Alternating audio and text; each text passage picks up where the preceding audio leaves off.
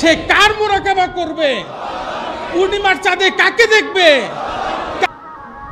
এটা শুধু আমার আমলে না, এখন আমাদের সময় না, আজকের থেকে 100 বছর পরে যে আসবে তারও মুর্শেদ থাকবে বাবা দেওয়ানবাগী। তারও অন্তর জুড়ে কে থাকবে? সে কার মুরাকাবা করবে? পূর্ণিমার চাঁদে কাকে দেখবে? কার ধ্যান খেয়াল করবে? কাকে বাবা রাখবে? কার উপর ঈমান আনবে?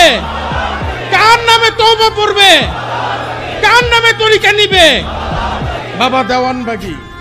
অতএব এই একটা জায়গায় আশেকরা যত কঠিন হোক তত ভালো, কিন্তু কোনো টলারেন্স হবে না। পরিষ্কার না? পরিষ্কার না? এই মদিনা হবে বাবা দেওয়ানবাগীকে পাওয়ার স্থান। এই মদিনা হবে বাবা দেওয়ানবাগীর মহব্বত শিখার স্থান। এই কারণে মনে রাখবেন, এই মদিনায় আমরা কোনো অবস্থাতেই বাবা দেওয়ানবাগী ছাড়া আর কারো গুণগান চাই না।